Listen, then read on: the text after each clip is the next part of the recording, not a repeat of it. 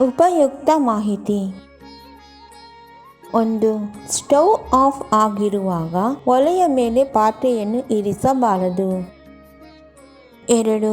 ಮಲಗುವಾಗ ಕೂದಲನ್ನು ಕಟ್ಟದೆ ತೆರೆದ ಕೂದಲೊಂದಿಗೆ ಮಲಗಬಾರದು. 3. ಸಾಯಂಕಾಲದ ಸಮಯದಲ್ಲಿ ಮನೆಯ ಮುಖ್ಯ ದ್ವಾರವನ್ನು ಮುಚ್ಚದೆ ತೆರೆದಿರಬೇಕು. 4.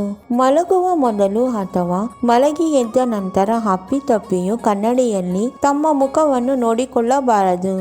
5. ಮನೆಯಲ್ಲಿ ಜೋರಾಗಿ ಹರಚುತ್ತಾ ಯಾರು ಮಾತನಾಡುತ್ತಾರೋ ಅವರ ಮೇಲೆ ರಾಹುವಿನ ಪ್ರಭಾವ ಹೆಚ್ಚಾಗಿ ಇರುತ್ತದೆ. 6.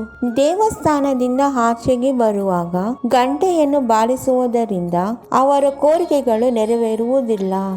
7.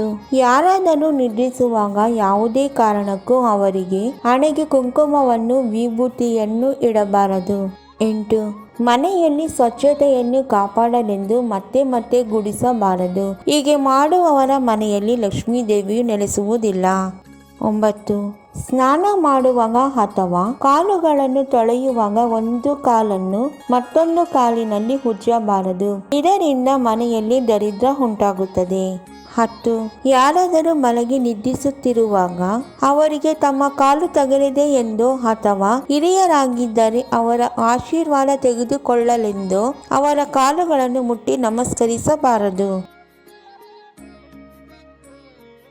ನಮ್ಮ ವಿಡಿಯೋ ನೋಡಿದ್ದಕ್ಕಾಗಿ ತುಂಬ ಧನ್ಯವಾದಗಳು ಸ್ನೇಹಿತರೆ. ನೀವಿನ್ನೂ ನಮ್ಮ ಚಾನೆಲನ್ನು ಸಬ್ಸ್ಕ್ರೈಬ್ ಮಾಡಿಲ್ಲವಾದರೆ ದಯವಿಟ್ಟು ಈಗಲೇ ನಮ್ಮ MS ಯೂಸ್ಫುಲ್ ಮಾಹಿತಿ ಚಾನೆಲನ್ನು ಸಬ್ಸ್ಕ್ರೈಬ್ ಮಾಡಿ ಬೆಲ್ ಐಕಾನ್ ಮೇಲೆ ಕ್ಲಿಕ್ ಮಾಡಿ ನಿಮ್ಮ ಸ್ನೇಹಿತರಿಗೆ ಶೇರ್ ಮಾಡಿ. ಎಲ್ಲರಿಗೂ ಈ ಮಾಹಿತಿ ತಲುಪಲಿ. ಮುಂದಿನ ವಿಡಿಯೋದಲ್ಲಿ ಸಿಗೋಣ.